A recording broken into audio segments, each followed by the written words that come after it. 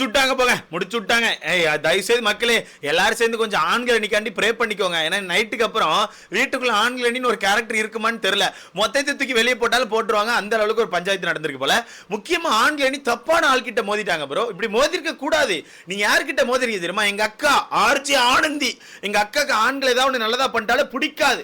அதுல ஆண்கள் சின்னதா ஒரு தப்பு பண்ணிட்டா விடுவாங்களா? அடிச்சு ரெட் கார்டு தூக்குற அளவுக்கு பஞ்சாயத்து பண்ணிட மாட்டாங்க.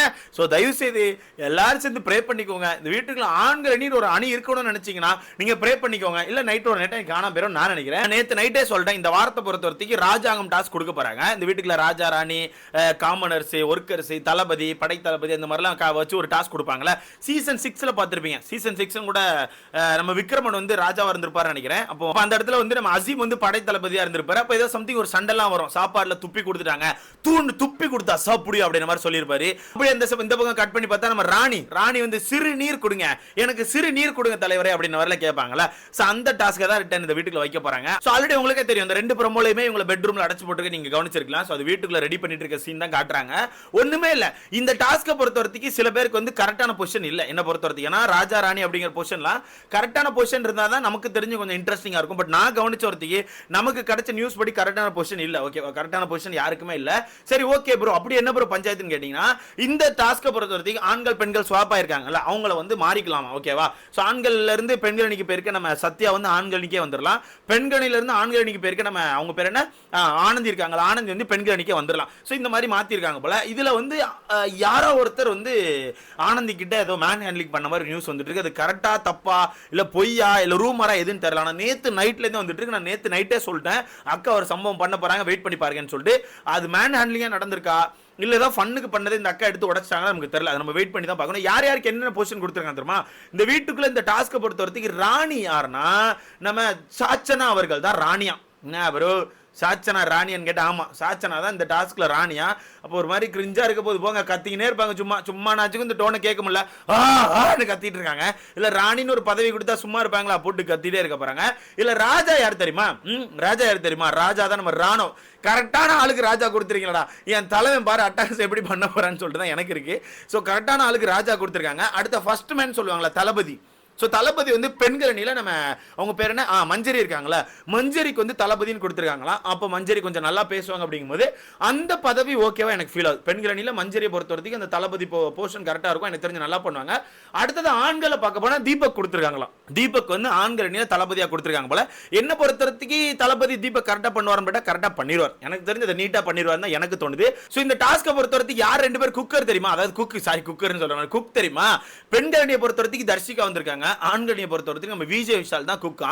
சோ இவங்க ரெண்டு பேர் குக் அப்படிங்கும்போது சரி ஓகே, ஏதோ புருஷன் முன்னாடி ரெண்டு பேரும் சம்பாயிங்கடா, சமைச்சு போடுங்கடா அப்படின்னு மாதிரி கொடுத்துட்டாங்க போல. பரவாயில்ல, அவங்க லவ் கண்டென்ட்டுக்கு ஒரு ஏத்து இடம் தான். நல்லா காதல் பண்ணிக்கிட்டே இருப்பாங்க அந்த இடத்துல நின்று, காதல் வந்தது அப்படின்னு மாதிரி காதல் பண்ணிட்டு இருக்க போறாங்க. சோ அடுத்ததா காமனர்ஸ் யார் தெரியுமா? அதாவது சும்மா பொதுமக்கள் அப்படின்னு மாதிரி வச்சது முத்துக்குமரனுக்கும் ஆனந்தியும் கொடுத்துருக்காங்க. இந்த ரெண்டு போர்ஷன் தான் எனக்கு சுத்தமா பிடிக்கல. ஏன் இவங்க ரெண்டு பேரும் காமனரா கொடுத்தாங்க? ரெண்டு பேருமே நல்லா பேசக்கூடிய ஆள், கண்டிப்பா ரெண்டு பேருமே சூப்பரா பேசுவாங்க, சண்டைகளை உண்டு பண்ணுவாங்க, எல்லாமே பண்ற ஆள் தான். சோ அந்த இடத்துல காமனரை வந்து எனக்கு தெரிஞ்சு வேற யாருக்கா கொடுத்துருக்கலாம். இவங்க ரெண்டு பேரும் வேணா, காமனர்ஸ் வந்து வேற யாருக்கா கொடுத்துருந்தா நல்லா இருந்திருக்கும் எனக்கு தோணுது. ஸோ இவங்களுக்கு காமனரா கொடுத்துருக்காங்க. ராஜகுரு வந்து ரயானா, அதாவது ராஜாக்கு வந்து ஒரு சப்போர்ட்டிவா இருக்கு வந்து ராஜகுரு வந்து ரயான் கொடுத்துருக்காங்க. ஸோ ரயான் எப்படி பண்ண போறான்னு நமக்கு தெரியல, அதை நம்ம வெயிட் பண்ணி தான் பார்க்கணும். ஸோ அடுத்தது இந்த டாஸ்க்கை பொறுத்தவரைக்கும் ஒர்க்கர்ஸ் யார் ரெண்டு பேர் ஒர்க்கர்ஸ்னா, பெண்களிலிருந்து நம்ம சௌந்தர்யாவோ, ஆண்களை பொறுத்தவரைக்கும் நம்ம ஜெஃப்ரி ரெண்டு பேர் தான் ஒர்க்கர்ஸா உள்ள வராங்க போல. மொத்தத்தில் டாஸ்க் ஸ்டார்ட் ஆக போகுது. ஈவினிங் அப்புறம் எனக்கு தெரிஞ்சு டாஸ்க் ஸ்டார்ட் ஆகும்னு நினைக்கிறேன். ஸோ டாஸ்க் ஒரு மாதிரி ஸ்டார்ட் ஆக போகுது. அந்த டாஸ்க்ல ஏதோ ஒரு இடத்துல ஏதோ ஒரு போர்ஷன்ல ஏதோ ஒரு பிரச்சனை நடந்திருக்குன்னு சொல்றாங்க. அதுவும் முக்கியமா ஆனந்திக்கு தான் அந்த போர்ஷன் பெரிய பிரச்சனையா வெடிச்சிருக்குன்னு சொல்றாங்க. அந்த வெடிச்ச பிரச்சனை ரொம்ப பெருசா வெடிச்சிருக்குன்னு சொல்றாங்க. அது நமக்கு தெரியல. வேணா வெளியே ஹைப் கொடுக்கறதுக்கு என்ன வேணா பார்ப்பாங்க, ரூமர் கிளப்பி விடுறதுக்கு என்ன வேலை வேணா பார்ப்பாங்க. பட் நேத்து நைட்ல இருந்து அந்த ஒரு விஷயம் வந்துகிட்டே இருக்கு, வெயிட் பண்ணி தான் பார்க்கலாம். பட் இப்படி ஒரு சம்பவம் நடந்தது உண்மையா இருந்துச்சுன்னா, ஆனந்தி அப்படி ஒரு விஷயம் நடந்து ஆனந்தி வந்து என்ன மேன் ஹேண்டில் பண்ணிட்டாங்க, ரொம்ப தப்பு அப்படின்னு ஒரு சீனை கிரியேட் பண்ணிட்டாங்கன்னா, கண்டிப்பா சொல்றேன், கண்டிப்பா அது ஆனந்திக்கு பிளஸ்ஸா போறதுக்கான வாய்ப்புகள் நிறைய இருக்கு. ஏன்னா ஆனந்தியை பொறுத்தவரைக்கும் ஒரு விஷயம் நடந்துச்சுன்னா அது பெருசா ஊதிடுவாங்க. முக்கியமா ஆண்கள் இந்த மாதிரி ஒரு தப்பு பண்ணியிருக்காங்கன்னு தெரிஞ்சா கண்டிப்பா அந்த பிரச்சனையை ஊதி வெடிக்க வச்சுருவாங்க, ரெண்டா வெடிச்சிரும் எனக்கு தெரிஞ்சு. அதனால இந்த சம்பவம் உண்மையா இருந்துச்சுன்னா ஆண்கள் அணிக்கு மிகப்பெரிய பாதிப்பா இருக்கும்னு எனக்கு தோணுது. அப்படி இந்த சம்பவம் உண்மையா இல்ல, நார்மலா சின்ன விஷயமா தான் இருக்கு ப்ரோ, அவங்க தான் இந்த பெருசா ஊதிட்டாங்கன்னா கண்டிப்பா ஆனந்தி அவர்களுக்கு பேக் ஃபேர் ஆகி ஆனந்தி எவிக்ட் ஆகிறதுக்கு வாய்ப்புகள் கூட இருக்கு. எப்படி ஆனந்தி வந்து இந்த வாரம் எவிக்ட் ஆகிறதுக்கு வாய்ப்புகள் கூட இருக்கு. எப்படி ப்ரோ இவ்வளவு ஷோரா சொல்றீங்கன்னா, ஆனந்திக்கு வந்து ஓட்டுகள் இல்லங்கிறதா உண்மை. ஓகேவா, ஆனந்திக்கு வந்து பெருசா ஓட்டுகள் இல்ல. இப்ப ஆனந்தில எனக்கு தெரிஞ்சு 13வது இடத்துல தான் இருக்காங்க. எவ்வளோ, வெறும் 2500 ஓட்டுகள் எடுத்து 13வது இடத்துல இருக்காங்க. ஓட்டுகள்ங்கிறது சுத்தமா கிடையாது. ஏன்னா ஆனந்தி இந்த வீட்டுல கண்டென்ட் பண்ணலங்க. இப்ப நமக்கே தெரியும் ஆனந்தி ஒரு கண்டென்ட் பண்ணாங்க, கண்டென்ட்டே கிடையாது. அவங்க ஒரு டாஸ்க் ஆட போறாங்களா, இல்ல ஒரு பிசிக்கல் டாஸ்க்கோ இல்ல ஒரு பிரெயினை வச்சு யூஸ் பண்ற டாஸ்க்கோ போக மாட்டாங்க சத்தியமா.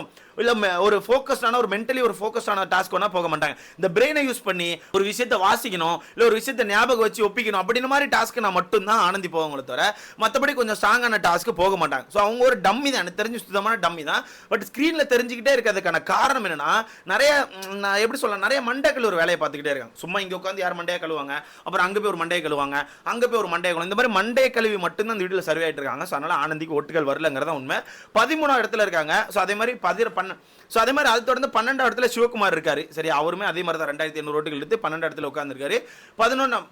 11வது இடத்துல நம்ம வர்ஷினி வெங்கட் இருக்காங்க. ஸோ 11வது இடத்துல நம்ம வர்ஷினி வெங்கட் இருக்காங்க. ஸோ அதை தொடர்ந்து 11வது இடத்துல நம்ம வர்ஷினி வெங்கட் இருக்காங்க. ஸோ இவங்க 3 பேர் தான் எனக்கு தெரிஞ்சு ரொம்ப பாதிப்பான நிலைமையில இருக்காங்க. அப்படியே மேலே பார்த்தீங்கன்னா 10வது இடத்துல தர்ஷிகா. எனக்கு தெரிஞ்சு இந்த 4 பேர்ல 2 பேர் அவுட்டுன்னு எனக்கு இப்பவே முடியாயிட்டு. இந்த 4 பேர்ல 2 பேர் அவுட். எனக்கு தர்ஷிகாட்டெல்லாம் சுத்தமாக கண்டென்ட் கிடையாது. Zero content. ஒரு நயா பைசாக்கு அவங்க வாங்க மாட்டாங்க தெரிஞ்சு போச்சு. ஸோ அதனால் எனக்கு தெரிஞ்சு ஏதோ ஒரு பஞ்சாயத்து வெடிக்க போகுது. அந்த பஞ்சாயத்து ரொம்ப டிஃப்ரெண்ட்டாக வெடிச்சிச்சுன்னா அது கண்டிப்பாக ஆண்கள் அணிக்கு மிகப்பெரிய பாதிப்பாக இருக்கும்னு எனக்கு தோணுது. இல்லை நார்மலாக வெடிச்சிச்சுன்னா ஓரளவு தப்பிச்சிருவாங்க. பட் பார்க்கலாம், வெயிட் பண்ணி பார்க்கலாம். நீங்கள் சொல்லுங்கள், இந்த ராஜாங்கம் டாஸ்க் ஆச்சும் நல்லபடியாக பண்ணுவாங்களா, இல்லை இந்த ஸ்கூல் டாஸ்க் மாதிரி மற்ற டாஸ்க் மாதிரி சொதப்பிடுவாங்களா? எனக்கு என்னமோ தோணுது எப்படி.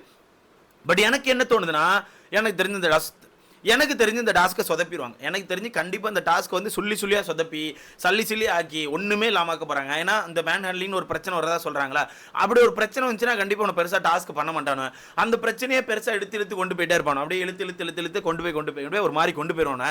ஸோ எனக்கு தெரிஞ்சு இன்னைக்கு நாள் ஃபுல்லாகவே இந்த டாஸ்க்கில் போயிடும். ஓகேவா, ஸோ அதை தொடர்ந்து இந்த டாஸ்க் இன்ட்ரெஸ்டிங்கான நாளைக்கு தான் நம்ம பார்க்க முடியும். இந்த டாஸ்க்கில் சிம்பிளாக சொல்கிறேன், கடைசியாக இந்த டாஸ்க் இவனை உருப்படியாக பண்ணிக்க மாட்டான். ஏன்னா ராஜா ராணிலாம் சுத்தமாக சரியில்லை.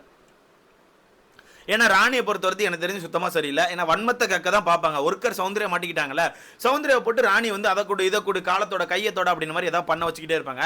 மொத்தத்தில் ஒரு மாதிரி கிரிஞ்சாக போன்னு தோணுது. அசீம் சீசன் மாதிரி இருக்குமான்னு கேட்டால் வாய்ப்பே கிடையாது. நான் இப்போவே சொல்கிறேன், ஷோராக என்னால் சொல்ல முடியும், அசீம் சீசன்லேருந்து ஒரு ஹைப்போ, அசீம் சீசன்லேருந்து ஒரு சண்டையோ இந்த சீசனில் இருக்காது.